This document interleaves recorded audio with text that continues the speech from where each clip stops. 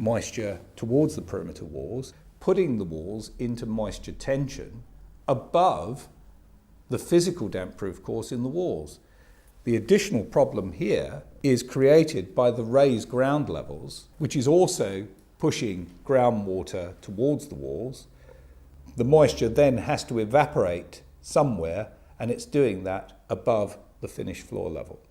So the cure for this problem is to take the solid floor out, reduce the external ground levels, and in my view, reinstate a timber suspended floor. And of course, when we actually do our site reconnaissance around the outside of the building, we can actually see all of the through-wall air vents at low level have been compromised. They've either been painted over or the ground levels have been raised above the vents, actually cutting off the airflow, which is probably why the original timber floor rotted. So to recap, if the waterproofing doesn't reach the DPC, water can penetrate laterally. If it simply passes the DPC, water can still pass behind it through vapour transmission. But even if it's properly linked under the DPC, what happens when the concrete's poured in?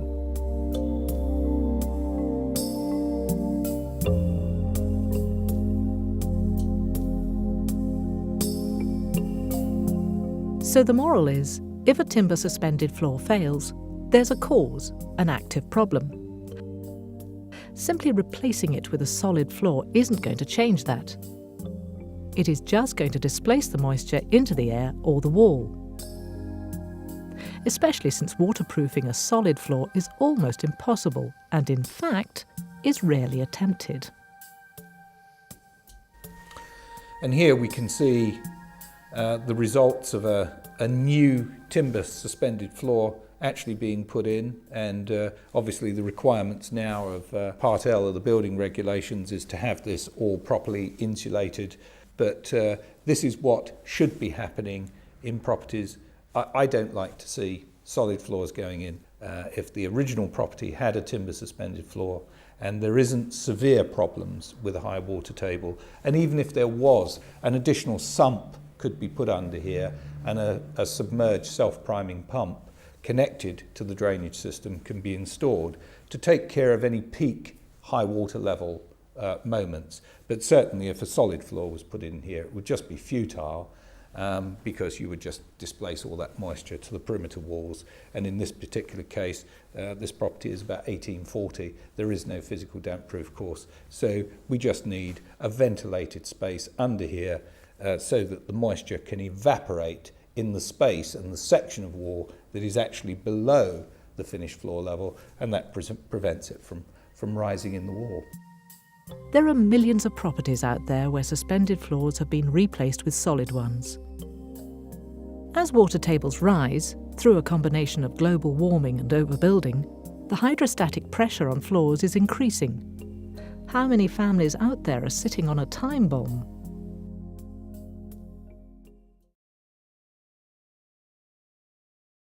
With increasing population pressure on housing stock and planning limits on going upwards, people are going underground. So a new industry has arisen, specialising in creating basement living space under houses, often while they are still being occupied. So here we have a basement which is being excavated much deeper than the original. It's going down to just below 4 metres. Now, when you're excavating a basement, usually you have to be very careful not to expose, in this case a Victorian property, the brick spread footings. But a special technique is being deployed here, and the whole building is being underpinned to create a valuable space at the base of this building.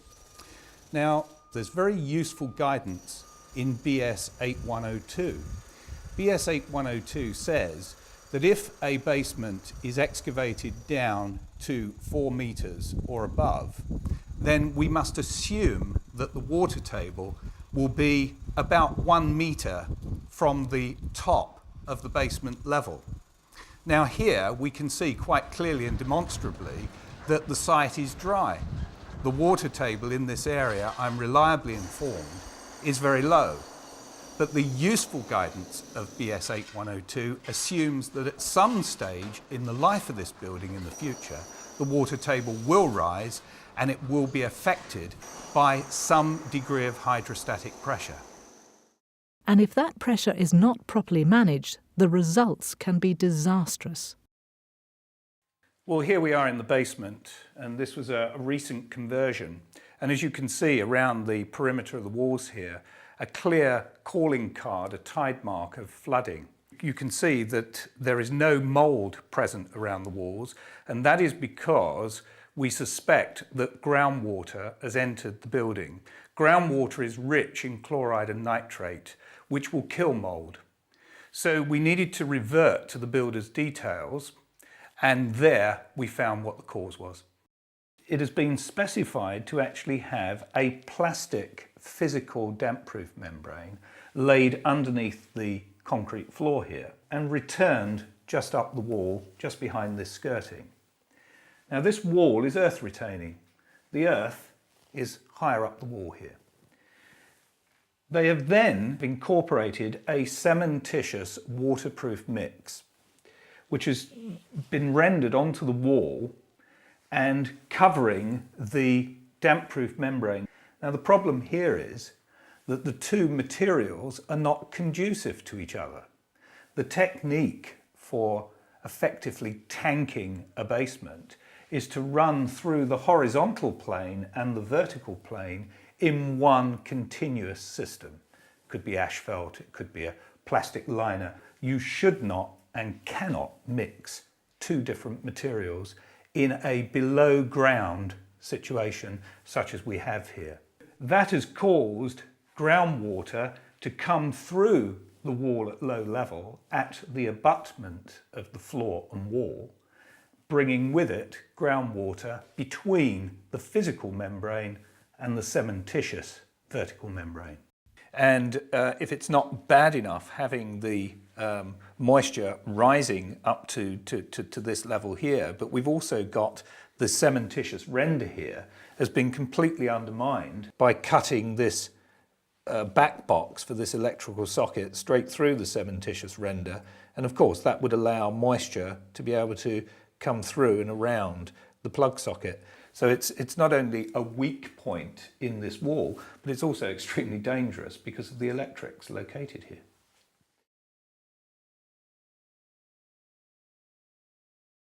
In cellars and basements where they're wholly below the ground, where the perimeter walls are earth retaining, presents the most serious challenge to surveyors and pathologists alike in keeping dampness out of the building. Certainly where there are earth retaining walls on existing buildings, you will never cure the dampness. The notion of a cure is folly. You will only ever manage the dampness. Now, of course, in new build situations, the primary defence of stopping dampness into those below ground rooms is from the outside. But obviously on existing buildings, we don't have that luxury. So we have to deal with it from the inside.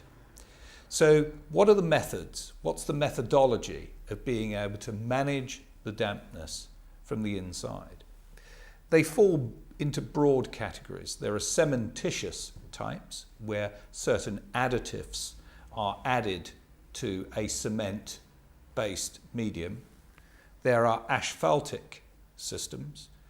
Asphalt is a natural hydrocarbon from the earth. It's now synthetically produced, totally impervious to the passage of moisture. And of course, there are drained cavity systems, and we can build bund walls. We can build a wall within the basement wall, all of which are acceptable methods of management. The least effective method are cementitious-based systems. They have improved substantially over time, but they would not withstand substantial levels of hydrostatic pressure. Asphaltic systems are very good in withstanding hydrostatic pressure, but they themselves, the membrane itself, needs additional protection by building an inner skin wall backfilled to actually protect and keep the asphalt adhered to the substrate earth retaining wall.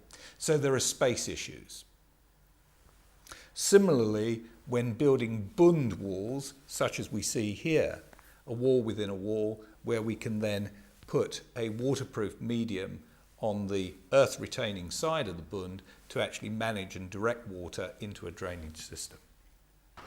The preferred option is to use a physical drained cavity system. This would be a plastic type membrane in sort of egg crate type formation, which is actually applied to the wall, and what that allows is air and water still to circulate behind the walls, because with some cementitious systems and asphaltic systems, you could actually put the walls into moisture tension, which could actually, in extreme cases, lead to collapse or partial collapse of the below ground floor walls. So the best form of management system is a physical drained cavity system. You can use even in tight spaces and applied to the wall properly with properly bonded overlap joints in one continuous system through the floor, I believe offers the best solution to managing a damp below ground room.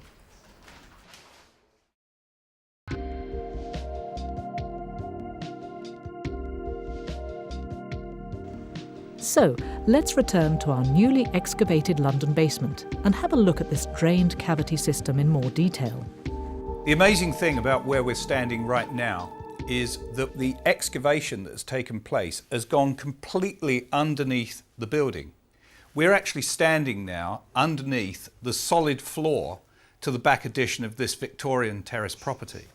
So looking directly above here, we can actually see the blue visqueen sheeting, which is the original damp-proof membrane. So we now have, by this tunnelling technique, a suspended solid floor. The owners of the property are still living quite comfortably upstairs while all this work is going on beneath their feet. And as you can see, we're at different stages of the development of the basement. The membrane system is going in. The drainage has actually been laid underneath the solid floor here, the water management system to take both rainwater and foul water. And just up above me here is the existing drainage. As I said earlier, the people are still living upstairs, so the drainage is still connected, and at the last moment this will then be disconnected and reconnected to the newly installed drainage. Here the water management system has been put in. This is a network of plastic tubes which have been laid underneath the prepared oversight. The oversight has been laid to falls, so any rise in the hydrostatic pressure, it would come in under the membrane. The membrane is going on top of this, and the water would then flow into the gully, taking the excess, so taking the pressure away from the slab and straight in a managed way. And I believe that that is the perfect way to manage a situation in a basement such as this. So the vertical sections are going up, and the joints are still to be taped here. Yeah, the membrane on the wall is temporarily fixed in place. The joints will be put in probably by tomorrow. And the floor here, this is the first stage of preparation on the solid floor. Yeah. And then upon which the main membrane will be the MS-20 will be laid on the floor. As you can see, it's the largest stud to give you the maximum drainage capacity for the membrane on the floor and any potential ingress of moisture under the system. In this particular job, we've actually got two sets of drainage. So you've got one sump which is collecting the groundwater and grey water from showers, washing machines, hand basins, etc. And then you've got the foul, which is completely separate, controlling the actual sewerage and household waste.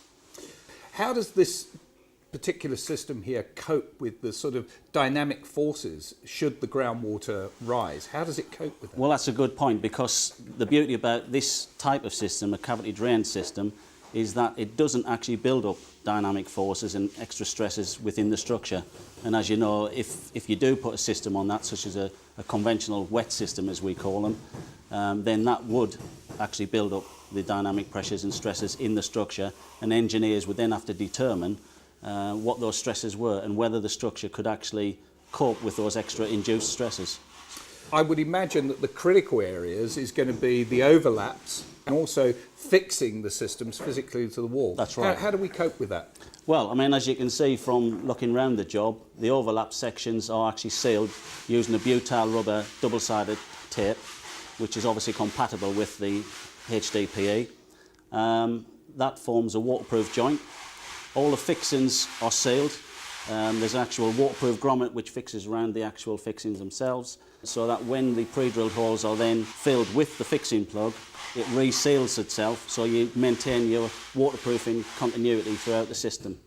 The floors don't receive any fixings at all. It's loose laid, and as you can see from the overseal joint there between two sections, we use a range of adhesives to actually seal the membrane system together. And as you can see at this moment, the pump screed is being pumped in behind us. As you can see, the guy in the background, he's just going to lay that down and trowel it out. I'm actually surprised to see the mix is actually so dry. Yeah, well, I mean, that is standard practice with this kind of screeding process. Obviously, if it was too wet, it would just slump out. They wouldn't be able to trowel it up to the right depth. And by doing it like that, obviously they can get a very good finish. They can form falls, nominal falls in the floor finish to run to the collection spots. Now, I know that a lot of people living in basements, they want to put the china ducks and the oil paintings on the wall. Yeah. Now, obviously, one of the big risks is not puncturing the membrane. So how do we cope with that? In this particular case, it's going to be a dry line finish, and it's something like a gyp line and metal track system.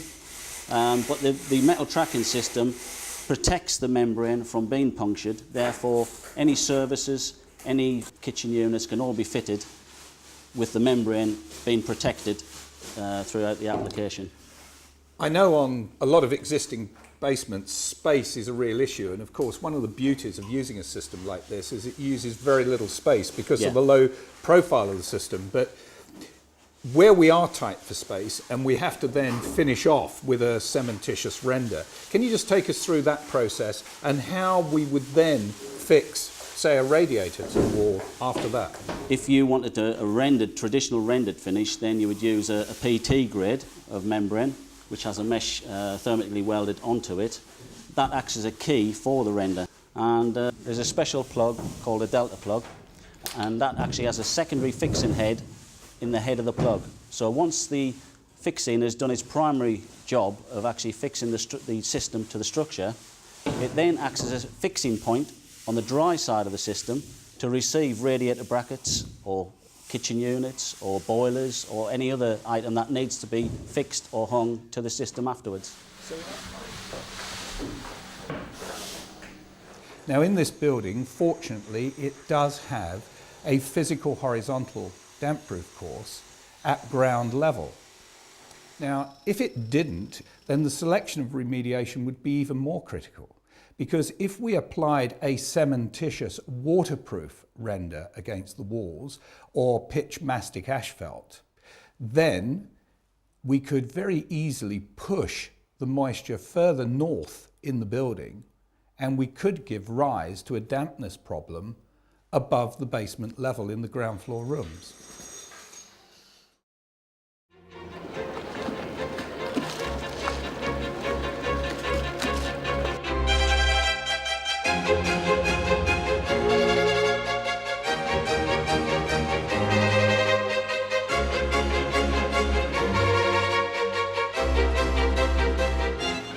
Of course, there is one place with a long experience of trying to keep water out of basements. I'm standing here in the Piazza San Marco,